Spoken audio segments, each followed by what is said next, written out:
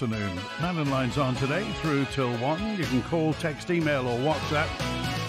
And the leaders of political parties represented in Tynwald are on today. Lawrie Hooper, Ramsey MHK, leads Liberal Vannin. Joney Faragher, representing Douglas East, leads the Manx Labour Party.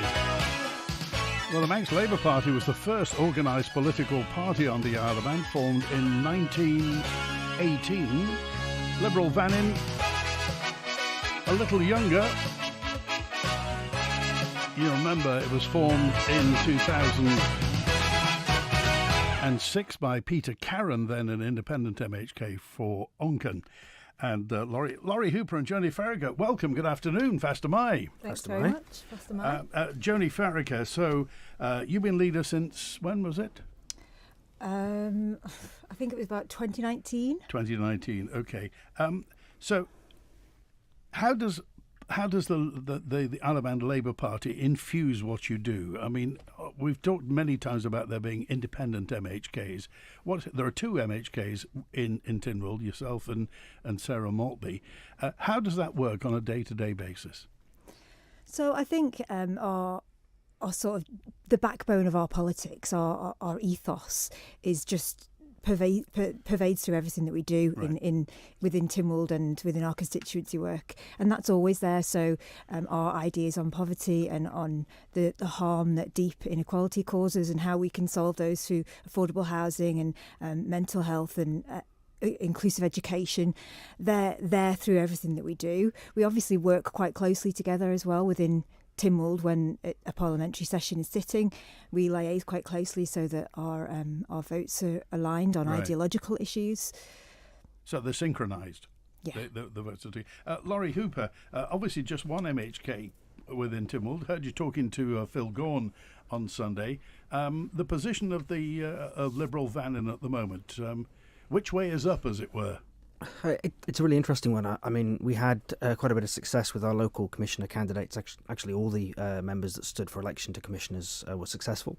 So now, for the first time in a while, I have some elected colleagues actually sitting at local authority level around the island, which is proving to be quite helpful, both for me in a national role, being able to support them in things they're trying to achieve, and vice versa. I suppose the biggest challenge we have is trying to get people involved in party politics, involved not just with Liberal Vannin but with any party actually that may exist on the island, because that is how we, I think, strengthen our democracy, and that's a big challenge, and people don't really understand sometimes, well, what is the benefit? Why would I join a political party? What's the benefit of doing that? So we're having a public meeting actually on the 27th of October at the Manx Legion at 7:30, where we're going to talk about, well, why would you consider joining a party and why would you consider joining Liberal Vannin? I'll give you a really good concrete example of the way membership actually affects outcomes. So personally, I'm not a big fan of the horse trams. I like them, but actually I don't think we should be spending lots of money extending them to the sea terminal. It's never been my particular bag. My party, on the other hand, disagrees. And so we ended up at a meeting. We had a public meeting. One of the party members decided, well, let's have a talk about what our party position should be on this. So a member of the public, who's a member of Liberal Vannin, said, actually, we should support the horse trams being extended all the way to the sea terminal. There was a discussion, there was a debate, there was a vote, and so now I am 100% behind extending the horse trams to the end of the prom, to the sea terminal, because that's what my party wants to do. And actually that's a benefit. You don't get that with independents. You don't get the ability to input into those decisions partway through a term. You have to wait for another election. I mean, you can call your MHK, but generally speaking, you're going to be ignored. You're only one voice. Whereas actually, when you're doing it in a more structured way through a party, if you've got an issue you want resolving, you want your MHKs out there fighting a particular fight, you can do that. Yeah. And it's the benefit of a democratic party system, I think. I was listening to you on Sunday talking to, and you were, I don't want to put words in your mouth, but you were saying that you can really get away with saying, I tried, but it didn't work, to the member of the public. Yes, so if you're an independent, you can do that because you can walk in making all sorts of promises. And then when it doesn't happen, when you don't succeed for whatever reason, you can say, well, actually, I really supported that, but the rest of them wouldn't let me do it. Right. And especially because a lot of these votes are done behind closed doors, so that there isn't a cohesive policy decision made on what we're going to do before you get elected. So you get in, then you form a government, then you decide what you're going to do. And actually, if you're outvoted on things, it's quite easy to say to people, well, actually, I didn't support that one, but I kind of had to. And sometimes that is true. You know, collective responsibility is an issue, but it's often used as a bit of an excuse to say, well, I couldn't really do anything. And actually, that's a real weakness of our system. I want my MHKs and MLCs to be out there doing things, delivering on stuff. Now, you might not agree with everything they do, but you want them doing things. You don't want them sat on their hands for 5 years, not achieving anything. And if I'm a voter, I want to know what they're going to try and do before I cast my vote, not afterwards. And that's part of the problem we have at the minute, is people, you make all sorts of promises at election time, they get in, they immediately realise those things are impossible. And rather than holding their hands up and saying, yeah, maybe I shouldn't have promised those things, they turn around and go, well, it's not me, it's the other people that wouldn't work with me, that wouldn't support me. It's a very weak system in terms of holding us as MHKs accountable, I think. Would you forgive the public or constituents if they start to despair when they hear things like that? No, and I think that feeling of despair is already there. That kind of apathy exists already. I think I said this the other day on in response to a radio question. Said, what should the Manx public feel about some of these things? And I just said, well, Christian, they feel what they feel. They already know how they feel about this government. They know how they feel about our politics being mired in kind of indecision and indecisiveness, and that's kind of where we're at. And it's an unfortunate consequence of the system that we have, is you're not going to get decisive decisions and big things decided by an administration, because each individual member is always looking out for themselves, rather than being able to take a step back and think, I know I've got the support of my party colleagues, I know I've got the support of the public because they voted me in on a mandate to do this thing. It's much harder then to do big things and to do things quickly. I think because ultimately it is a party system that we end up having. It's just an impromptu one with no actual cohesion. Because that's why we create the Council of Ministers that don't have any political cohesion, and backbenchers that again don't have any political cohesion, who are supposed to be the two opposing parties in our Parliament. So we have to forcibly create a party system once a Parliament's formed, and that does lead to very long-winded decision-making processes. I mean, it's been mentioned in the past that these things kind of just happen and it will coalesce and it'll turn out okay in the end. That's a very optimistic view, isn't it? It will coalesce. There's not very much coalescence on when you are forcibly creating a group of people who are supposed to agree on everything, and you have to bind them by collective responsibility. I think within Council of Ministers meetings there will be a lot of argument and not very much coalescence on certain issues. And it would be the same for the backbenchers, whereas if we did have those political parties, there would be a lot more coherent, there would be a lot more agreement. Okay, all right, let's get to the lines now. And we've got, I think, Andy's first with us. You're live with Joney Faragher and Lawrie Hooper, Andy. Good morning. Andy, I called in last week just to do a bit of a plug for the listening session that was going to be happening in Port Erin on Thursday. I just wanted to do a bit of a follow-up on that, if I may. That session was well attended, and it was a great opportunity for those who'd had adverse events from the COVID vaccines to get their stories across. There is another event happening this Thursday. It's at the Kildare site on the Nobles Hospital site. I did want to ask Mr. Hooper and Ms. Faragher if they are likely to be attending that. It's this Thursday, 6:00. Okay, Lawrie Hooper. Yeah, thanks. No, I've been supporting and promoting some of these events, actually. I've had a few constituents reach out to me talking about how important it is that they have the opportunity to go and talk and to feed back into the system their concerns and their experiences, and I think that's probably what these events are about. It's not really about politicians going along and trying to make it all about them. I think really the service that's being provided by Manx Care, they need to hear direct experiences, I think, from people who need support and who need help, and the easiest thing to do is to let people do that themselves, but I'm more than happy to talk to anyone who has any concerns or wants to provide any feedback directly. I mean, that's quite a regular thing in this job anyway. People are happy to talk to you about their problems, but I don't intend to go to the listening events. Okay, Joney Faragher. That's Andy, thanks for the question. I don't think I'll be attending the event. Again, I would agree with Lawrie that the reason that Manx Care are holding these events is to listen to members of the public and their experiences. I have spoken with constituents about this particular event and received a few emails and responded to those, and I'll continue to do that. Okay, a final word, Andy? Yeah, I appreciate the words there. I would nicely disagree with both of you in the sense that your attendance at the event, I think, would be hugely valuable. But I understand what you're saying. Other than that, anybody who's listening and feels that they might be in the group that might want to attend these things, please turn up. It is, like I said, Kildare up at the Nobles Hospital site. Why would it help, Andy, if there were a politician there? I think it's very, very valuable for politicians to hear these stories directly, face to face, look these people in the eye and have these conversations. I've spoken to many people who are in this group, and they have struggled to get recognition from politicians on the island. And generally speaking, They've struggled to get recognition from anybody. There hasn't been a lot of support in the political class and the medical side of things to get this recognised. And all we're asking for is for people to recognise that these people exist. And there's been an awful lot of pushback. Okay. So I think it would be valuable to have... Kildare on Thursday, you say, yeah? That's correct, yeah, 6 o'clock. Okay, appreciate it. 7:30. Thanks for calling today. And Eric's with us now. Eric, you're live with Lawrie Hooper and Joney Faragher. Eric? Hi, Andy and Lawrie and Joney. Hi, Eric. Hi, I believe you're both members of the DOI, and Joney, you're the political member in charge of the bus Vannin. That's right. 2 weeks ago, your minister, Mr. Haywood, was on this programme and promised me that Class 2 mobility scooters would be on buses in 3 weeks' time. So that leaves 1 week left. So can you assume me that I and my scooter will be on a bus next Tuesday? Okay, thanks for your question, Eric. And just, I know you'll be aware of this because we've corresponded a few times. That I'm very much on board with what you're saying, and I'm very much supportive of rolling out wider accessibility for Class 2 scooters on the buses. If that's what the minister has said, then that must have been a target that we were working towards. But can I get back to you about that, Eric? I have your email address, and can I just check that with Bus Vannin that next week is the deadline that we're heading for? Okay, Lawrie Hooper?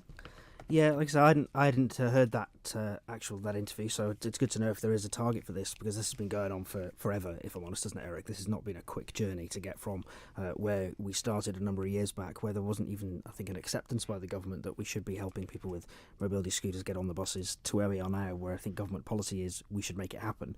I'm not familiar with the timescales, but if the minister has promised it was 3 weeks, then I would say that's probably something that's valid. How confident are you, Eric? Not very, especially if the two members in the DOI don't know anything about it. But yeah, if Joney can get back to me, and we'll wait and see what happens in the next week. Okay, we appreciate it. Thanks, Eric. Good to hear from you. Joney Faragher and Lawrie Hooper as well. Considering that the government's plans for active travel are where they are, genuinely, why has this taken so long, Joney Faragher, to get mobility scooters on buses? I'll be absolutely honest, Andy, I can't answer that question. For a lot of the time that the Accessibility Steering Group has been set up, I hadn't been elected, and I wasn't in government.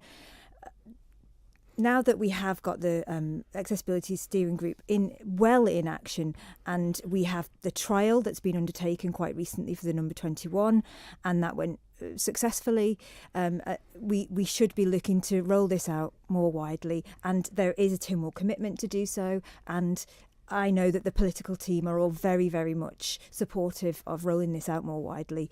I think there are some staff training issues that need to be overcome, and there are some in terms of how mobility scooters will get on and off a vehicle. We need to work out the practicalities of that, but none of this is insurmountable. Yeah. You've obviously been in correspondence with Eric.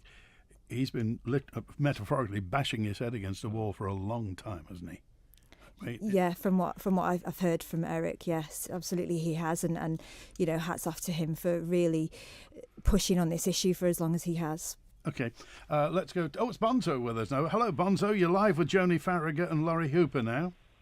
Right, well, yeah. Hello there, Joney, and hello there, Lawrie. Hello, yeah.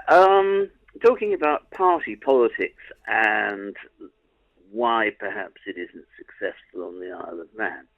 And I think one of the things about that, given how we elect people, is our peculiar system of first-past-the-post system with two members in a constituency. Also, of course, with the tendency to encourage people to stand as MHKs, it also dilutes and splits that vote, which will turn out rather than attracting more votes.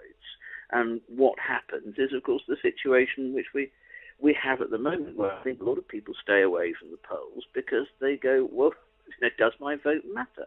Does it change anything? Does anything happen? Which I think brings us back to the idea, the basics of the electoral system. Do you both think that adopting simple proportional representation, single transferable vote for the next election is something that really needs to be done urgently? Joney Faragher? Thanks for your question, Bonzo. I've always been a fan of single transferable vote, and but I would be reticent to look to a massive overhaul of our electoral system like that would take up a lot of resource at a time when we perhaps might need to be focusing on some of the bigger issues. That said, I am supportive of the principle, and I agree with your issues about first past the post. For the uninitiated, Joney Faragher, could you explain STV, single transferable vote? How does it work? I'm sure Bonzo can. Bonzo, how does it work? Yeah, well, simple transferable. You have your candidates, and you can rate them in order of preference. So you got your first preference candidate, your number one, and then number two candidate, number three candidate, however many candidates you've got. Then they count up the votes, and then you've got the ones that have got first preference, right? But then the one who gets the lowest number of first preferences gets eliminated, and their second choices sort of then go in.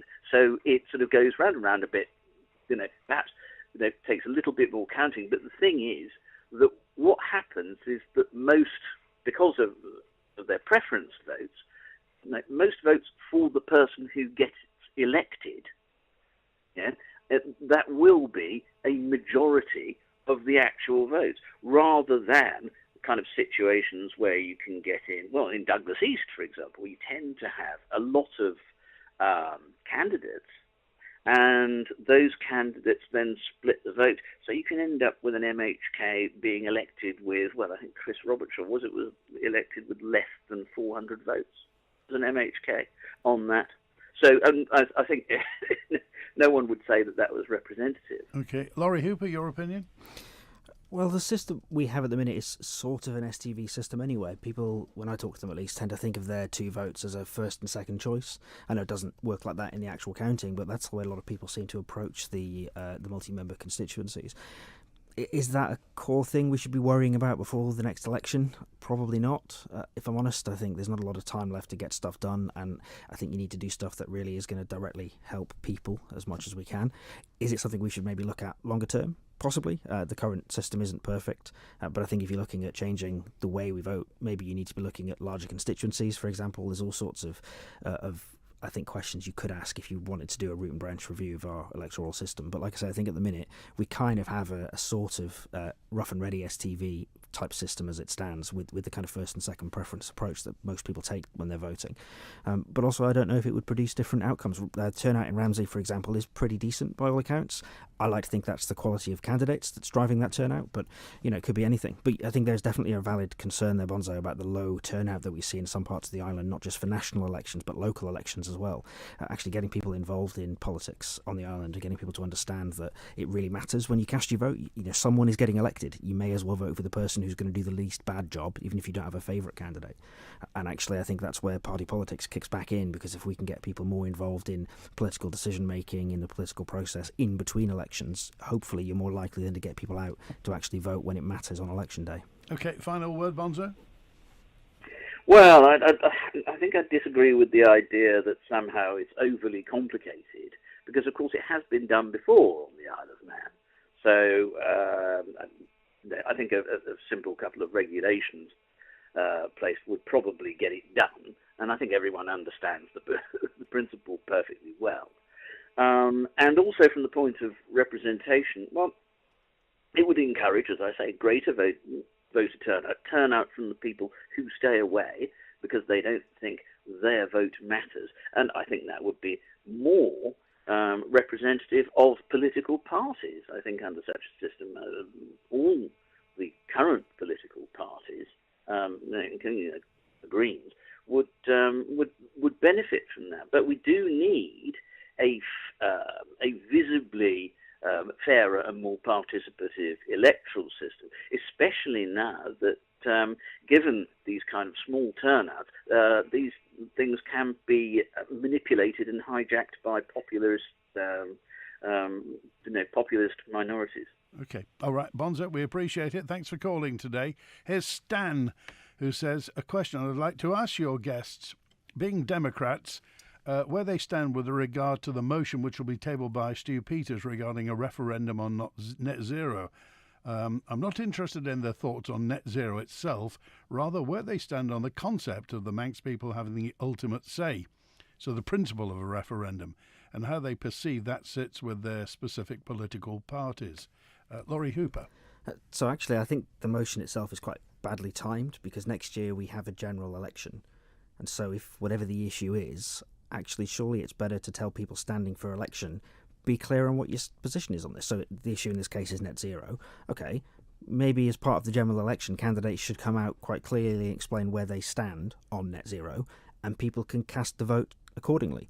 I don't think you need a separate referendum to decide that. If we were in between elections, maybe there's a case to say let's have a dedicated referendum on something like this, but we have an election anyway. Yeah. Is it going to be an election issue? I'm pretty certain it's going to be an election issue. So surely just go out there as candidates and tell people what you think and where you stand on the issue, and people can cast their votes one way or the other. That's the democratic system that we have. I don't think you want to run the extra cost of a referendum on that. I think the risk you run if you're going to do a referendum on it is you won't actually get any candidates coming down one way or the other on net zero, because what they will say is, well, I can't possibly comment on that issue because there's a referendum being voted on at the same time, so I will wait and see what the referendum says before I tell you what I think. And that's quite a dangerous place to be in, because you could end up electing people who fundamentally disagree with the referendum outcome, for example. Well, how do you know what they're going to do with that? I would much rather the candidates, the people who are going to be empowered to make decisions on our behalf, they set out their stall, go to the voters and say, this is what I believe, vote for me or don't vote for me. That is a much better approach than trying to run a referendum at the same time as a general election, I think. Joney Faragher? Yeah, so interestingly, we have already had a referendum debate in this administration, which was on assisted dying in Keys, and that was voted down, most people giving the reason in their speeches that it was so deeply divisive. It would leave a legacy of deep division and rifts within our society, such as we saw in the larger adjacent aisle over Brexit. And we didn't want that to be our legacy. And I think that I would very much agree with Laurie's words, actually, that there is a general election next year. And if candidates on the doorstep are to be asked by their constituents what they think about net zero, and then that person is going to vote based upon that answer, that's much more democratic, actually, than putting it to a referendum, which we've seen attracts a high level of misinformation and can be skewed, and a lot depends upon the actual wording of the question that you use. Yeah, do you go along with the thought that if there were a referendum on the same date as the general election, it would drive turnout? No, definitely not. I mean, if people don't care enough about our broken healthcare system, poor education, lack of housing, if they don't care about those issues that are absolutely fundamental to our society, I'm not sure that net zero is going to drive people out to vote. OK, just a quick word. Benjamin, this is, to Joney Faragher. Why did Labour Party members vote against each other in the budget? So I decided to vote against the budget this year, and I gave my reasons in that debate. It had been Sarah and I discussed that before the budget debate, so we had decided that we were okay with having different votes. I gave my reasons for that very clearly in that debate, which were mainly based upon the funding allocated to health and social care, and my personal views that I've been very vocal about, that we haven't followed the Jonathan Michael funding recommendations, and that was the reason that I personally resigned from the Department for Health and Social Care as political member. So for me, that was a really big issue, and I felt like I had to have the courage of my convictions and put my vote where my mouth was, I suppose. And, you know, Sarah was in agreement with me doing that, but didn't feel herself that she wanted to vote against the budget, so we had discussed that, and that was our agreement. Okay, and Lawrie Hooper, having previously been at DHSC, is a question for both of you. Why is there nothing for adults who think they have or do have ADHD? Our children have been receiving help for about 20 years. What about adults? Don't adults matter? It's a very real thing on the Isle of Man, and many people are struggling from day to day.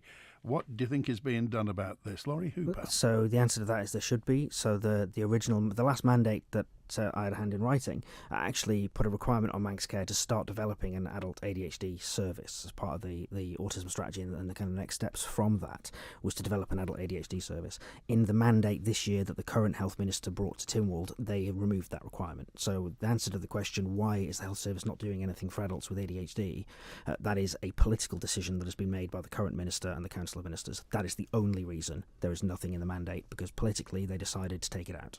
Joney Faragher. Yeah, thanks for the question. And I, as Lawrie said, that was in the mandate when we were in the DHSC, because we as a political team felt strongly that was needed. When it was removed from the mandate, I then brought a motion to Tynwald saying that the DHSC and Manx Care needed to set up all-age pathways for support and diagnosis for ADHD and autism, and that was passed unanimously within Tynwald, so they will be bringing their plan back to the February Tynwald as to how we can achieve all-age support and diagnosis pathways for ADHD and autism. OK, I think Robert's with us now. Robert, hello, you're live with Joney Faragher and Lawrie Hooper. Hi, I think we've got some big hitter questions now, so I hope you're ready for it, Joney. Off you go. One of the questions would be, how are we doing for Dominion status? Do you think we should eventually transfer over to Canadian country status, whereby we've got Dominion status for our constitutional politics on the Isle of Man? OK, and the next one is? Do you think we should have an app for Tynwald for direct voting? OK, Lawrie Hooper. So Dominion status actually is not a bad idea. It's something I've talked about with some of my party colleagues in the past. It probably is the next step in our constitutional evolution, if I'm honest, is to say actually how do we get more self-determination than we currently have? How do we take one step further away from our intertwining with the UK in terms of legislation? So yeah, I think Dominion is probably the next logical step. What will it give us? It just means the basic things like we don't need to get the UK to sign off on our legislation. That, you know what I mean? It's a next step. It says we're not quite totally independent of the Crown, because actually there's lots of good reasons why you want to keep some of those links, but it gives us a bit more of that political and legislative independence that I think we're probably lacking at present. In terms of a Tynwald app for direct voting, to be honest, I would just be happy if there was a government app where I could access all my government services in one place. That, I think, has got to be the next step before we start worrying about direct voting. I'm a bit nervous about that. We don't live in a direct democracy. We do live in a representative democracy, and there's all sorts of good reasons why I think that's a preference, a better system.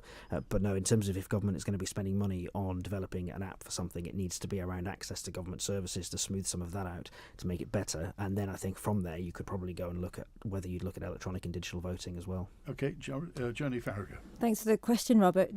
Great questions.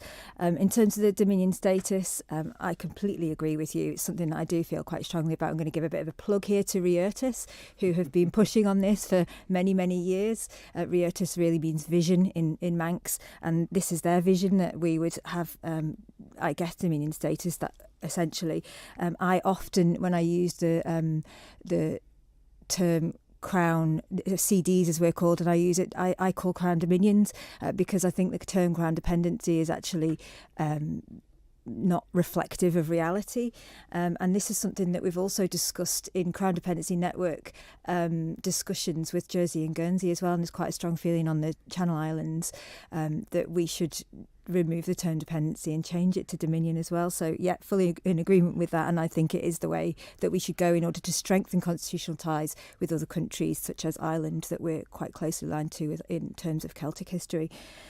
Should we have a Tynwald an app for voting? Yeah, I do think so, yeah. OK, all right. Thanks for calling today, Robert. Good to hear from you. And a note in from Pete, who says the all-island rate. The Keys have been dithering over this topic for years. In my opinion, it would appear that the country squire MHKs are afraid of losing their seat should they vote in favour of an all-island rate. Joney Faragher. Yeah, this is one that's constantly being talked about. I think that generally speaking, the Douglas MHKs tend to be in favour, and as the caller has mentioned, the the more rural areas, the MHKs tend to not be in favour, so we can't achieve consensus. Again, just to go back to the point, if we had party politics, we would be able to form a consensus on this much more easily, but we don't. Lawrie Hooper. Yeah, it's interesting actually. The All Ireland rate isn't actually going to solve any problems. The problem you have at the moment is the rating system itself is broken, and everyone knows this. If you have got a two-bed house in Kirkmichael, it's got a different rateable value to the exact same two-bed house in Ramsey or Douglas, and that's the problem. So even if you had an all-Ireland rate, you'd still be paying different amounts depending on where you lived, and so you don't actually solve the problem. What needs to happen is a fundamental restructuring of our rate system. Liberal Vannin have been very clear on this for years. A capital model which is supported by the public in the last consultation that was done. The local authorities support it. It works. We know how it could work. It's not going to be too difficult to set up.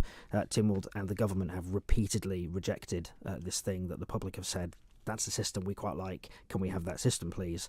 And politicians have repeatedly said no. And I think it is for the exact reason that you've outlined, because it will be good, broadly speaking, for the towns, and it will push rates up in the parishes because they are being artificially kept low by the current rating system. And so there are lots of MHKs, I think, worried if they did the right thing for the island, which is to equalise the system. It would be the right thing for everybody, but actually it might cost them their seats. And you don't get a lot of selfless politicians these days. And what will be in it for the ratepayer, Lawrie Hooper? Well, it's about fairness, ultimately, because at the moment you've got people living with quite a lot of wealth paying exceptionally low rates, and you've got people who are very low income paying quite high rates by comparison. And so it is about redistributing the way we pay for things. But I think it also starts enabling local authorities and government to do more stuff. So if you've got a fair system that everyone accepts, it kind of works, then people are less funny about when you say, well, I might have to put your rates up a little bit, because people are confident it's being paid for fairly. The next step is making people confident that it's being spent fairly. That is a much harder problem to solve, I think. But it is about that general sense of fairness. And when you have an unfair system, it's very difficult to move things along. So there was a debate very recently around swimming pool rates, for example, in Tynwald. And a number of local authority members stepped up and said, don't change the system because the system is fundamentally unfair. And so they were very nervous about increasing or changing the way rates were charged for swimming pools because the underlying system was fundamentally broken. And so you can't change anything because the system's broke. But we can't change the system because it's too difficult. And that's the problem. So actually the fact we have a broken system is stopping us changing anything else that is connected to the system. OK, Lawrie Hooper, MHK, and Joney Faragher, MHK, are here. Lawrie is leader of Lib Vannin inside Tynwald, and Joney Faragher, the leader of the Manx Labour Party, the Isle of Man Labour Party. Lots of questions to get to. If you want to get in touch, by all means, call, text, email or WhatsApp. This coming Thursday, we're live at Castle Rushen High School with the Year 12s, the 16-year-olds. They'll be going to be available to vote this time next year. That's this Thursday, live in Castle, down at Castle Rushen High School. Charity of the Week, brought to you by Kell Properties. We are Breast Cancer Now Volunteering in Isle of Man. We raise funds for vital research into breast cancer, and we also present breast awareness sessions across the island, in schools, offices and clubs. To request an awareness session or to volunteer with Breast Cancer Now Volunteering in Isle of Man, contact Angie on 498864. This advert is brought to you by Kell Properties. Dear Santa, this Christmas I would like more customers and more sales, please. I have been very good. There are more reliable ways to make sure your business gets what it needs this winter. At Manx Radio, we'll create tailor-made advertising solutions to get you the results you want over the festive season and into the new year. Call our friendly sales team now on 682620 and give your business a really happy Christmas and New Year with the nation station, Manx Radio. Can I have a new bike too? No, buy your own. Oh. We appreciate that running a business can be a challenge and presents risks. At NFU Mutual, 100 years of insurance experience has taught us a lot. We pride ourselves on our local service and having real conversations with you to understand your unique needs. NFU Mutual work hard to ensure that claims are handled efficiently, with minimum hassle to get you back to normal as soon as possible. For business insurance, call NFU Mutual on 674-191. The latest edition of Manx Radio's Breath Mindfulness podcast with Karen Hardman is available now. Let relaxation take over, and any plans, projects or conversations Just place them on hold. Brought to you by the Good Health Store on Station Road in Port Erin. The narrow road steepens and twists to eventually reveal glistening sea and a glorious sun-trapped secret cove.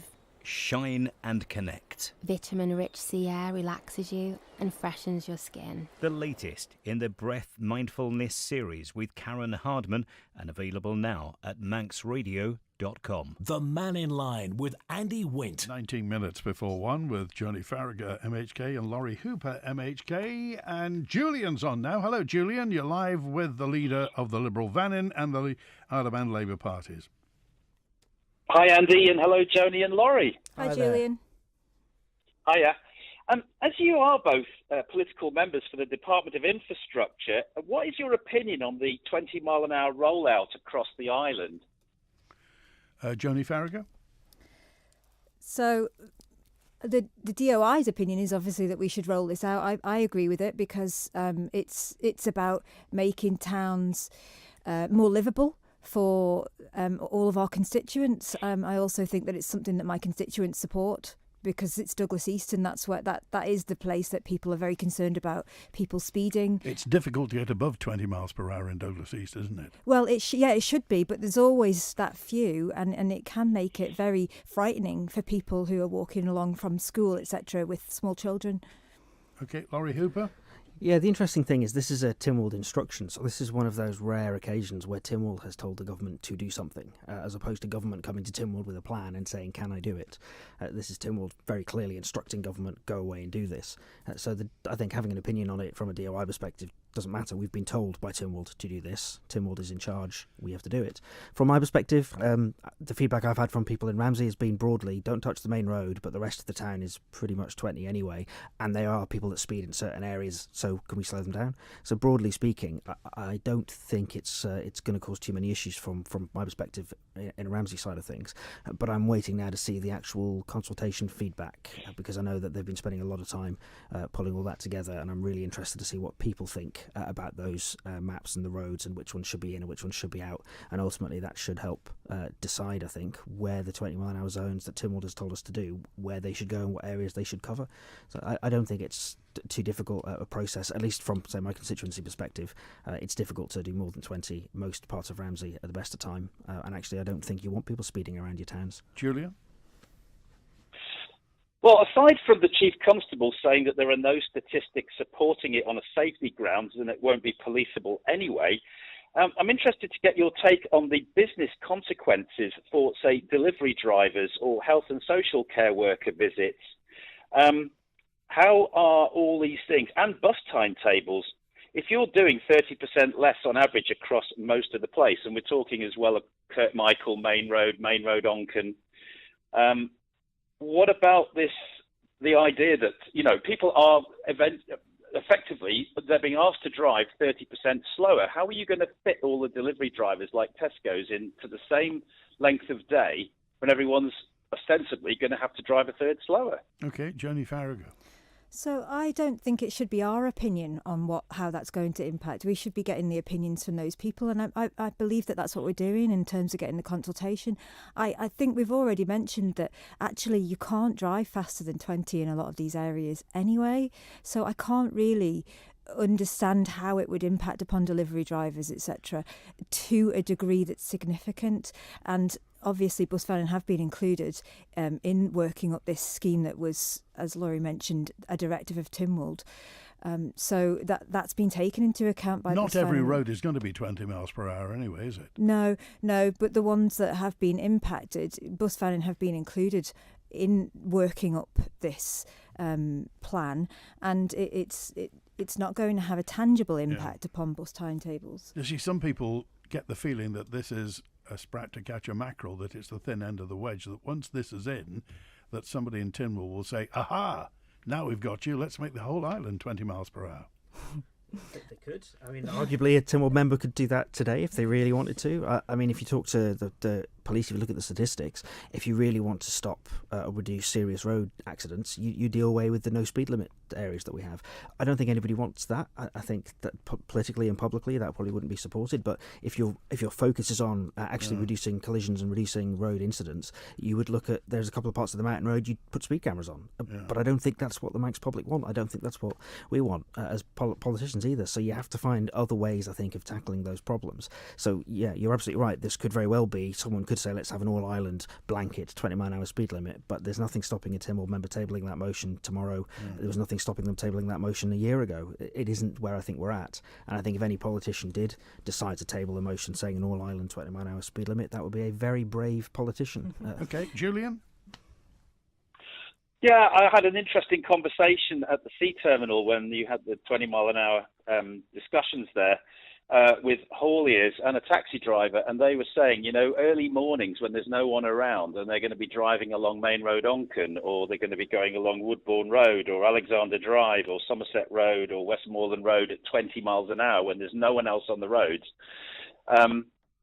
Time is money, and they're going to be impacted no matter how you slice it, because if it's anything like Wales, who are actually reversing a relatively small percentage, but all the distributor and arterial roads, because they're the ones that stop the whole system from clogging up. It would be like clogging the arteries in your heart up. For the rest of the body is going to suffer. All right. So, anyway, good to hear from you. Thanks, Julian. Just going back onto the 20 miles per hour, again, Harry emailed in just to say, well, if the Chief Constable has said they're not going to police it, it's basically down to human nature, isn't it, then? So I don't think that's entirely accurate. My understanding of what the Chief Constable has said is they will police it in exactly the same way they currently police 30-mile-an-hour zones. So I don't think it is true to say they aren't going to police it. But we haven't got speed cameras, and you don't routinely see police officers with radar guns. Oh, I don't know. I think you do see them out and about. I've definitely come across a few with the radar guns or police parked in strategic parts around the island, and I know they're actually quite responsive to people raising concerns and saying, I've got issues on a particular street, a particular area. They do kind of that reactive kind of enforcement approach. So no, I don't think it's strictly true to say that the Chief Constable has said they won't be enforcing it. I think what he said is, we enforce 30-mile-an-hour zones, we will enforce 20s in exactly the same way. He's not going to be devoting any extra resource to it, but that's definitely a question for the Chief Constable around whether he thinks he has adequate resource to properly police the island. That's definitely not a question I can answer. Okay, a question now. This is from Simon, and it is, could you ask the leaders of the political parties what is their current view of the immigration taking place in the Isle of Man? Joney Faragher. So we don't have a great deal of data about what immigration is taking place. I think what the island plan tells us is that we're trying to look for economically active people in certain age categories, and I support that. We do need more economically active people here. I think that we should also, in tandem with that, be supporting Manx young people to come back from university and to come back to the island in terms of affordable housing, etc., and looking at what the barriers are to stop that. But I don't think that there's any issue at all with attracting other economically active people. How would you get Manx kids who possibly have been to university, seen the big city life, seen the bright lights and the motorways and whatever, how would you get them back? Well, I think it's just down to, family connections and family ties as well, isn't it? I know that you might not get everybody back. That's never going to be the goal and would never happen. But there are people who want to come back, but who've had barriers put in their way. So, for example, in terms of housing, that they've just felt it was completely unattainable for them. So they've stayed where they were because of that reason. And I heard that a lot on the doorstep when I was canvassing, that people said that their children would have come back to the island but couldn't financially. And we need to address that. Okay, Lawrie Hooper. Yeah, I think housing has been the biggest barrier that comes up when people talk about relocating here or coming back home after university or whatever it may be. A lack of affordable housing is probably the biggest thing that is stopping people, because there are lots of great job opportunities here. The private sector generally does pretty well. There's lots of things you can do here that you can't do really as well elsewhere. But it always comes down to, well, actually, where can I find somewhere to live that is affordable? That's the biggest challenge.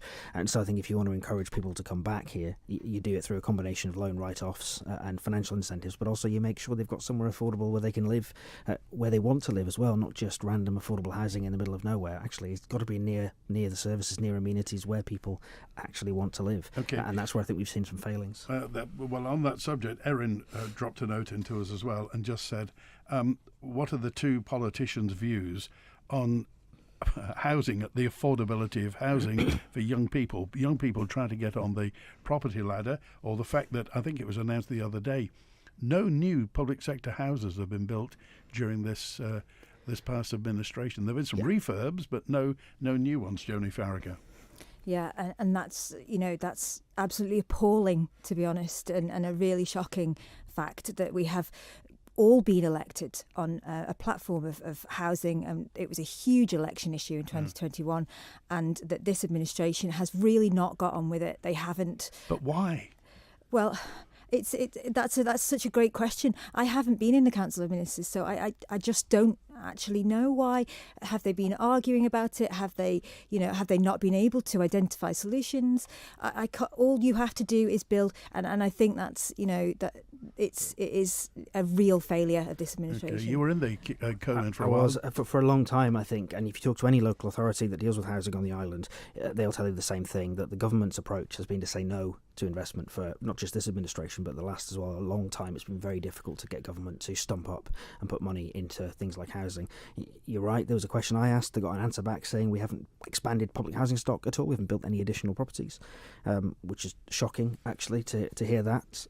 But also another recent answer, how much money have you allocated? Coman have announced 100 affordable properties a year. How much money have they allocated to that? Nothing. Not a single pound has been allocated to their commitment to build more houses, and that's shocking. It's performative politics I think you get from the government at the minute. They make these bold promises and big statements, and actually when someone says, great, can you just explain where the money's going to come from, or how much money, and the answer is I don't know yet, I haven't figured it out. Well, a week ago is yesterday, Joe McGuinness from Ramsey Town Commissioners was sitting where you are, and Devon Watson from the Douglas was sitting where you are, Joney Faragher, and they were metaphorically banging the table about public sector housing. So they'll have Prometheus chained, they're handcuffed in the corner. What's going to break this cycle? We have been fighting that for a long time, actually. What needs to break the cycle is government needs to put some money up. So Liberal Vannin actually have very recently endorsed a policy position for the next election, which is we should be investing £25 million a year building affordable housing on the island. It isn't rocket science. We know there is a lack of supply. We know the market is very tight. We know there are lots of people who want to buy houses or rent houses on the island, and there just aren't enough. Well, the solution there is to build more houses. There's a lot of land already zoned, so we're not talking about zoning new land. This is brownfield land that's zoned. It's already been zoned in the various area plans, hasn't been taken up. Okay, well, let's build some houses. I mean, is there something that I'm missing here? People need houses. Government investment in housing stock is great for the economy. It's great for the construction sector. It's great for people. It's great for our immigration policy. It helps bring people back. There's no downside to this. Why wouldn't we be investing in building housing on the island? And there is no good answer to that. The government hasn't come up with one. All you get is a bit of noise, a bit of spin, and actually just build some houses, guys. This is not rocket science. Joney Faragher? Yeah, I can only agree with Laurie's words there. I know that Douglas Council in particular have been really trying and have done some really good things as well in terms of in Williston there. They've built a lot themselves, but have come up against a lot of barriers. And as you've said, Devon has mentioned that several times in Manx Labour Party meetings. It's something that we need to address, and we need to address fast. Okay, we're almost out of time now, so I just want just some general questions and quick answers, if you could, if you would. How do you stand with armed police on the Isle of Man, Lawrie Hooper? Sadly, I think it seems that they are getting more and more necessary. Like I said before about the Chief Constable, though, he has a lot of discretion as to how he exercises the powers that he has. And really, I think the deployment of armed police has to be an operational decision for the Chief Constable. It's absolutely his job to help keep our community safe. And if he thinks that is the best way of doing it, ultimately, that's you have to leave those decisions up to him. Joney Faragher. I think I would have a slightly different opinion there. I agree, obviously, that the Chief Constable has operational independence, but I think that the oversight body is Tynwald, and I would like to see more evidence of why it is necessary to have armed police on our very safe streets. Okay. All right, final question. This is onshore wind, offshore wind, or both, Lawrie Hooper? Well, at the moment, it looks like we're going to end up with both. I was having a conversation with somebody about this only recently. They were concerned. There's a public meeting in Garth. Lots of people very worried, I think, about offshore wind there. And the challenge you have, of course, is that particular development is going to affect the visuals in Garth. It's not going to affect anybody else. And so from an island-wide perspective, you're going to get 80% of people saying, great, it's not in my constituency, and 20% of people saying, but it is in ours. Ultimately, I think it is the right thing to do for the island to have sustainable, renewable energy. If the cheapest and most effective way of doing that is a combination of onshore and offshore wind, then that's what we should be going. I'm more focused, I think, on making sure electricity prices come down and stay down, as opposed to any of the other stuff that surrounds why you would do renewable energy. But ultimately, it's got to be about getting the best value out there for the Manx taxpayer. Okay, onshore or offshore or both, Joney Faragher? Short answer is both, Andy. And really, I would base that upon the public consultation that we held a few years ago on this, which is the only one that we've had on net zero and climate change adaptation in general, which showed quite broad public support for both. Okay, politics in the pub, Joney Faragher. The Labour Party have politics in the pub. Which pub and when? Yeah, so I'd just like to give a bit of a plug to this. Thank you, Andy. That it's a recent initiative of ours. So we alternate months, and we have politics in the pub in Prospect Pub between 7 and 9 on the third Thursday. Our next one is November, and then the next one after that will be January. So it's alternate months, and you can have a look at our Facebook page for more information about that. Okay, and Liberal Vannin at the Manx Legion. When is it, Lawrie Hooper? So again, we also do a quick pint in the pub, normally in the Traff in Ramsey. I can't remember the date off the top of my head, but check the website. We are having a public meeting on the 27th of October at 7:30 at the Manx Legion in Douglas. And if anyone is interested in learning more about Liberal Vannin, if anyone's interested in learning about party politics, or just wants to come along and have a bit of a chat, please do. Okay, thanks for being with us today. Good to hear from that Joney Faragher MHK, Lawrie Hooper MHK, and hello to everybody in the Traff on the quay in Ramsey. So this coming we're open line tomorrow and live from Castle Rushen High School with the students on Thursday. Thanks to Chris on the phones today. WINT. As our loved ones age, they carry not only the memories of the past, but also the uncertainties of the future.